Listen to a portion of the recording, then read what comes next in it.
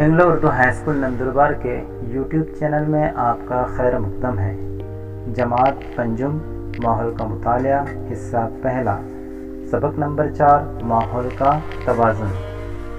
عزیز طلباء، آپ کے گھر کے بڑوں کے ساتھ قرب جوار کی کسی ندی، تالاب، نہر میں سے کسی ایک مقام پر جائیے۔ وہاں نظر آنے والے جانداروں کی فہرست بنائیے۔ وہاں کے کچھ جانداروں کے نام آپ کو معلوم نہیں ہوں گے۔ اگر ایسا ہو تو ان کی تصویر بنائیے یا ان کی ساخت، رنگت، آواز، مسکن یعنی ان کے رہنے کی جگہ کے بارے میں اپنے مشاہدات کو بیاض میں لکھیے۔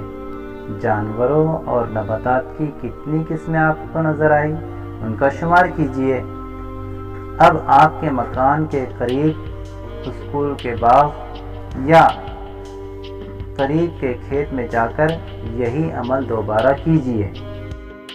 بتائیے تو بھلا، جو جاندار آپ کو نظر نہیں آئے لیکن وہاں موجود تھے یا آ کر چلے گئے، کیا آپ نے وہاں ان کے نشانات کا مشاہدہ کیا؟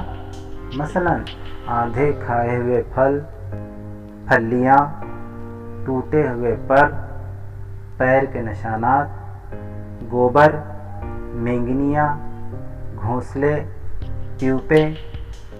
عزیز طلباء، تتلی بننے سے پہلے کی شکل کو پیوپا کہتے ہیں۔ انڈے، شہد کے چھتے وغیرہ۔ کیا آپ خوردبینی جانداروں کا مشاہدہ کر پائے؟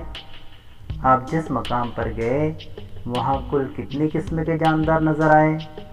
کسی علاقے میں پائے جانے والے جانداروں میں جو فرق پایا جاتا ہے اسے وہاں کا حیاتی تنوع کہتے ہیں۔ کسی علاقے کے حیاتی تنوع کے بارے میں معلومات حاصل کرنے کے لیے سائنسداں جو مشاہدات کرتے ہیں ان کی تعداد بہت زیادہ ہوتی ہے۔ رات دن، مختلف موسم، ان تمام حالات میں سائنسداں معلومات حاصل کر کے اندراج کرتے رہتے ہیں۔ بہت اونچے مقامات پر یا گہرے پانی میں رہنے والے جانداروں اور خوردبینی جانداروں کا مشاہدہ کرنے کے لیے مخصوص آلات کا استعمال کرتے ہیں۔ کئی سائنسدانوں کے مشاہدات کو یکجا کیا جاتا ہے، ان کا دوبارہ مطالعہ کیا جاتا ہے۔ ایسی تمام کوششیں طویل عرصے تک جاری رہتی ہیں، تب کہیں جا کر کسی علاقے کے حیاتی تنوع کے متعلق سائنسدانوں کو یقین ہوتا ہے۔ اب ہم ماحول کے متعلق معلومات حاصل کریں گے۔ آپ گرد و پیش لفظ سے واقف ہیں۔ اسکول کا گرد و پیش خوبصورت ہے، بازار کا گرد و پیش گندا ہے۔ ایسے جملے ہم روزانہ سنتے ہیں۔ گرد و پیش یعنی آس پاس کی جگہ۔ گھر اور اسکول کے گرد و پیش سے شہر، گاؤں کا گرد و پیش بڑا ہوتا ہے۔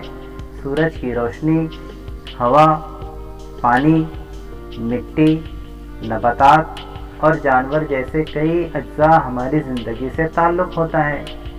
زندگی سے تعلق رکھنے والی گرد و پیش کی تمام اشیاء سے مل کر ماحول بنتا ہے۔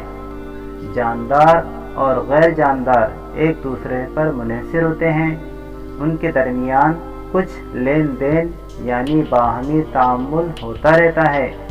اس باہمی تعامل کا مطالعہ ماحولیات میں کیا جاتا ہے۔ چوکون میں دیے ہوئے جاندار اور غیر جاندار اجزاء کی تصویریں دیکھیے اور ماحول کے ان مختلف اجزاء کے بارے میں معلومات جمع کیجیے۔ اب ہم غذائی زنجیر کے بارے میں معلومات حاصل کریں گے۔ تصویریں دیکھیے۔ ناک توڑا گھاس اور پتے کھاتا ہے۔ ناک توڑے کو پرندے کھاتے ہیں۔ آپ دیکھ سکتے ہیں کہ ناک توڑا گھاس پر بیٹھا ہوا اسے کھا رہا ہے اور پرندہ ناک توڑا کو اپنی چونچ میں پکڑے ہوئے اسے اپنی غذا بنا رہا ہے۔ زنجیر کی تصویر دیکھیے۔ زنجیر میں کئی کڑیاں ہیں۔ اس کی کڑیاں کھل جائیں تو کیا اسے زنجیر کہہ سکتے ہیں؟ سونے کی زنجیر لے لیجئے، اگر وہ ٹوٹ جائے تو کیا ہم اسے ویسے ہی پہن سکتے ہیں؟ سائیکل کی زنجیر لے لیجئے، اگر سائیکل کی زنجیر ٹوٹ جائے تو کیا ہم اس حالت میں سائیکل کے پیڈل چلا سکتے ہیں؟ زنجیر کی ہر کڑی ایک مکمل جزو ہونے کے باوجود وہ آگے اور پیچھے موجود کڑیوں سے جڑی ہوتی ہے۔ کوئی ایک کڑی نکل جائے تو زنجیر ٹوٹ جاتی ہے۔ بتائیے تو بھلا ہرن کی غذا کیا ہے اور شیر کی غذا کیا ہے؟ تصویروں میں ایک غذائی زنجیر دی ہوئی ہے، ان میں کی ایک کڑی آپ کو پہچاننا ہے۔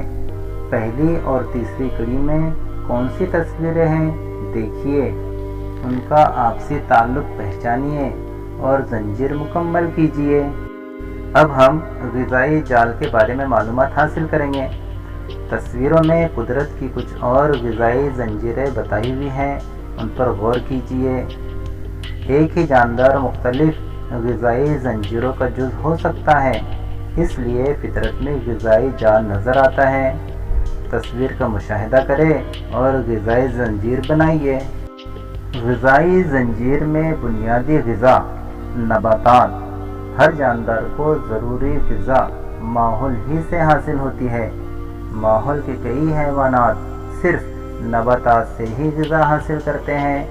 نباتات کو کھانے والے حیوانات کو دوسرے حیوانات اپنی غذا بناتے ہیں۔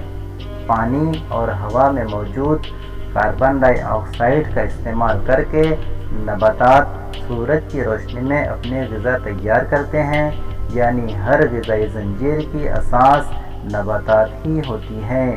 عزیز طلباء، اس ویڈیو کو بار بار دیکھیں اور سمجھنے کی کوشش کریں۔